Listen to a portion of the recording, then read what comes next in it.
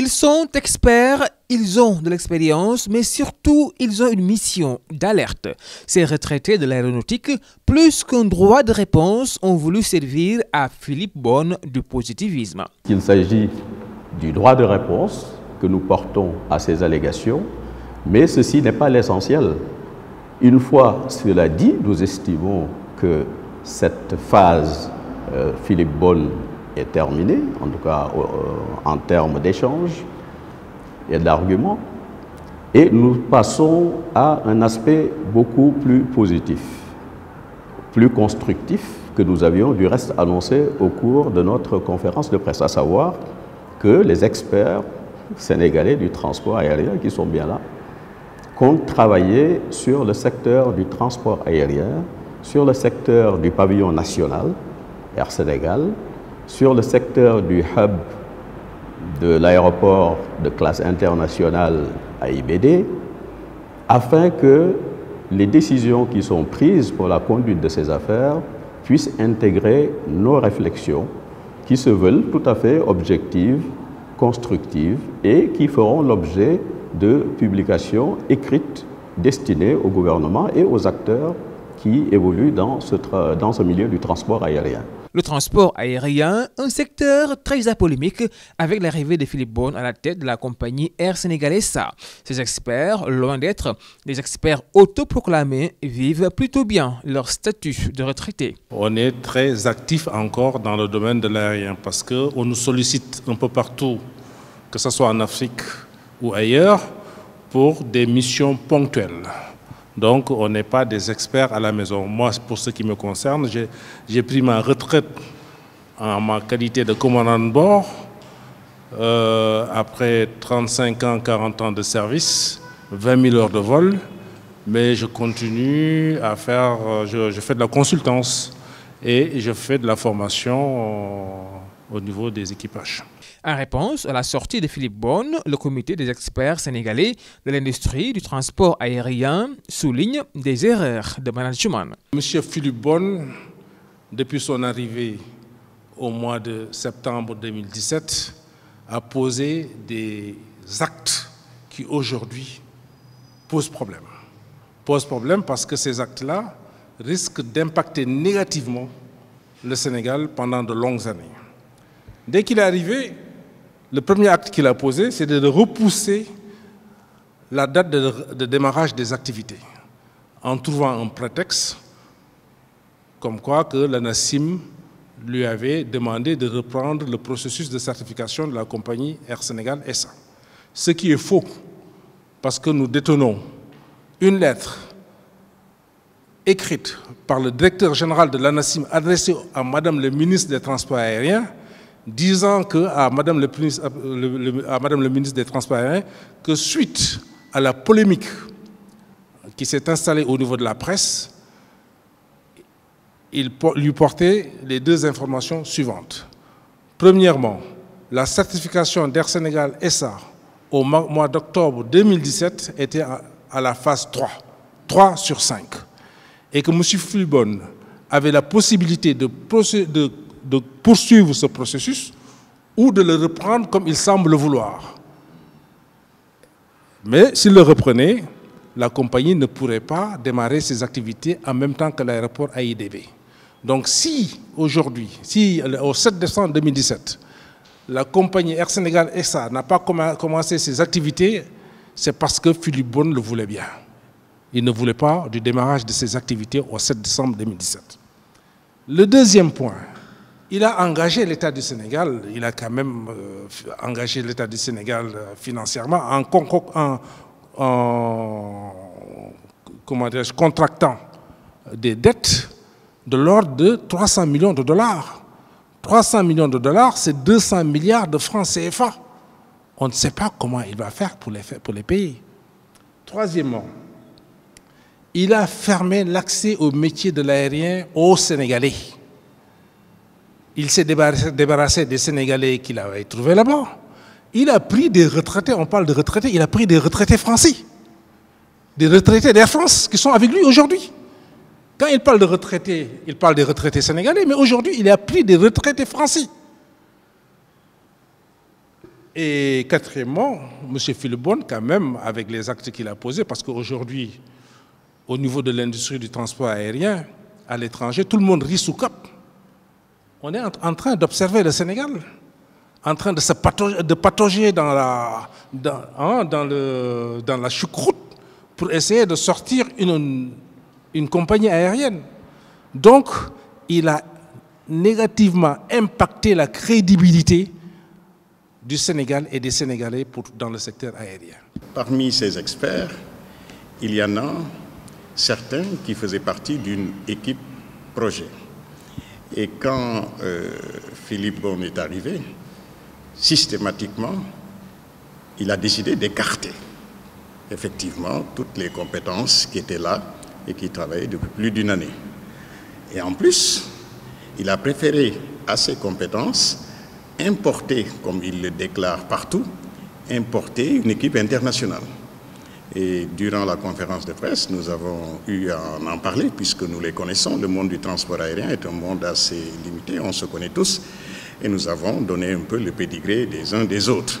En tant que professionnel du secteur, quand on met en place une compagnie, quand même il y a des préalables. Il y a des préalables qu'on n'a pas vus avec sa façon de faire. Et c'est pour ça qu'aujourd'hui, on a décidé de monter au créneau et de lui montrer que, point par point, tout ce qu'il est en train de poser est un ensemble de choses, pour rester correct, aberrantes. Pour ma part, je vais parler un petit peu de la mise en place des avions. Alors voilà quelqu'un qui met en place des avions qui ne parle pas de la façon d'entretenir ces avions-là. Il ne parle pas de la façon dont qui c'est qui va l'entretenir, c'est-à-dire en termes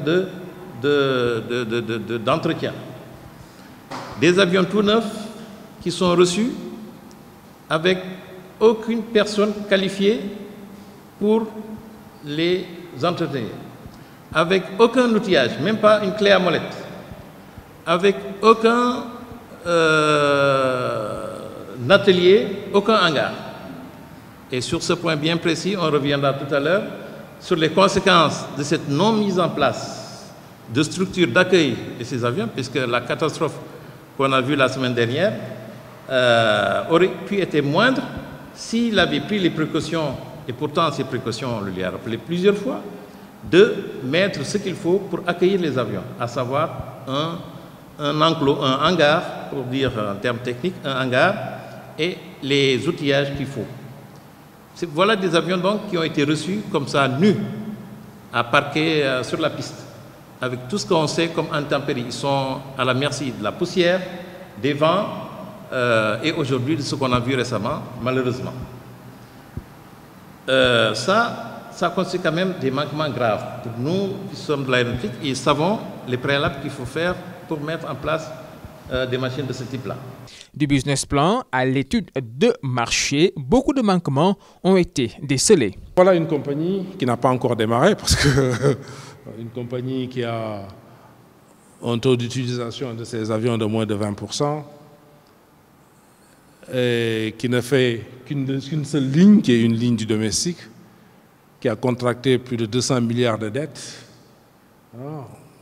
On se pose des questions, où va cette compagnie? On n'est absolument pas optimiste.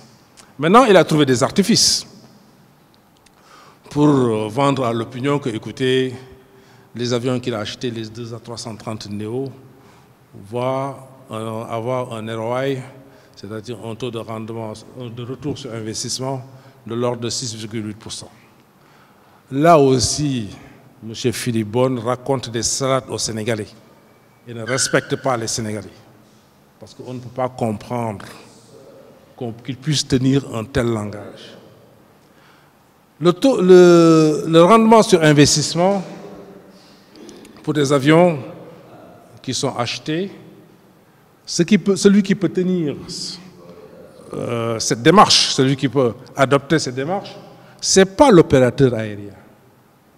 Une compagnie qui loue des avions, tels que ILFC, JICAS, etc., etc., ces compagnies-là achètent des avions au niveau des constructeurs.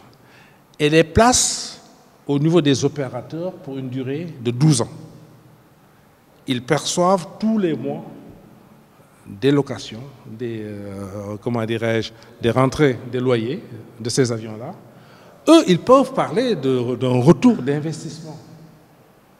Mais un opérateur, c'est comme si aujourd'hui j'achetais un camion pour faire Dakar, Tambacounda, pour transporter des marchandises à la demande. Je ne peux pas prétendre à un retour d'investissement de X% parce que ne connaissant pas la valeur ajoutée que cette opération va m'apporter. Dans le transport aérien, on utilise un autre élément qu'on appelle VAN. VAN, c'est la valeur actuelle nette. Ce qui veut dire que quand un opérateur utilise un avion qu'il a acheté, il l'utilise sur un réseau, il a des coefficients de remplissage qu'il ne maîtrise pas, il a la valeur d'un coupon moyen, la valeur moyenne d'un coupon par passager qu'il ne maîtrise pas à 100%, et c'est un ensemble d'éléments qui va définir la rentabilité de l'avion qu'il a mis en opération. Et il faut bien préciser aujourd'hui, la marge dégagée par les compagnies aériennes, d'une manière générale, tourne entre 2 et 5% pour les compagnies les plus performantes. Donc ça, c'est des salades qu'il nous a racontées. Plus grave, il prétend que les compagnies aériennes, les défuntes compagnies aériennes sénégalaises, n'ont jamais dépassé le chiffre d'affaires de 40 milliards de francs CFA. Mais là, ce qui veut dire que ce monsieur-là est venu, il ne s'est même pas donné la peine d'essayer de savoir ce qui s'est passé avant. Air Sénégal International, en 2008, avait un chiffre d'affaires de 70,2 milliards de francs CFA. 70,2 milliards. Au franc constant de 2008. Lui, au franc constant de 2019, il prévoit un chiffre d'affaires de 70 milliards. Alors qu'il a bénéficié d'un capital minimum, d'un capital en numéraire de 40 milliards de francs CFA, qui devra être porté à 100 milliards de CFA. Il a dans sa flotte 2 gros porteurs, 2 avions régionaux et un avion pour desservir le réseau du régional, les réseaux du régional. Donc, il dispose d'une flotte beaucoup plus importante, d'un capital beaucoup plus important, parce que Air Sénégal International, le capital de départ, c'était un capital industriel composé d'un avion donné par Royal Air Maroc et des droits de trafic cédés par le Sénégal. En numéraire, Air Sénégal International a démarré avec 500 millions de francs CFA. Voilà. Nous estimons que ce monsieur-là manque totalement d'ambition. Il dit qu'au Sénégal, il y a une absence de culture d'acquisition d'avions neufs au Sénégal. Mais là aussi, il s'est trompé. Monsieur Bonne semble ignorer que Air Sénégal International a eu à acquérir 2 avions neufs. Un de type bombardier Dash 300 et un de type Boeing 737-700. Tout neuf. Pour ces avions-là, les études économiques et financières préalables à l'obtention de l'engagement préliminaire de l'ECA, à l'occurrence US Exim Bank, notamment les projections financières de rentabilité de l'exploitation et de soutenabilité financière de l'investissement sur l'horizon de financement, ont été effectuées par des Sénégalais. L'appel d'offres international pour la sélection de la banque de financement et négociation du financement requis a été effectué par des Sénégalais. les études juridiques et financières nécessaires à l'obtention de l'engagement définitif de l'ECA, notamment la mise en conformité de la documentation contractuelle, la négociation avec l'État pour la mise en place du cadre juridique adéquat à la réalisation de financements aéronautiques, ratification de la Convention de Cape Town par l'État du Sénégal, confirmation de certaines exonérations afférentes aux transactions aéronautiques, etc., ont été effectuées par des Sénégalais. Les négociations et closing de la documentation juridique et financière avec toutes les parties de la transaction ont été effectuées par les Sénégalais. La réception technique de l'avion à Seattle, pour ce qui est du 737-700, le convoyage vers le Sénégal à partir de Seattle par une équipe technique et commerciale 100% sénégalais, c'est des Sénégalais qui ont fait. Moi, j'étais le commandant de bord de cet avion. C'est moi qui suis à Seattle. J'ai fait le vol de réception avec Boeing et j'ai fait le convoyage de Seattle à Dakar. Donc tout ça, ça a été effectué par les Sénégalais. Donc on ne voit pas ce qu'il entend par absence de culture d'acquisition d'avions neufs au Sénégal. Un dernier point que je vais soulever, c'est concernant l'aéroport, l'accident. Moi je l'appelle un accident. L'accident de l'ATR 72-600 à l'aéroport international de Blaise Diagne suite aux orages qu'on a vécus, je pense que c'était le 27 juin dernier. Alors, pour cela, les avaries, il paraît, sont d'une grande importance. Il y a de graves avaries qui ont été constatées sur l'avion. Donc on dit même que la structure de l'avion est touchée. C'est pourquoi là, je rejoins mon camarade. Il est fondamental que le Sénégal dispose le rapport d'accident de cet avion, les conclusions de ce rapport d'accident, pour savoir quel est l'état des dégâts et ce qui s'est réellement passé.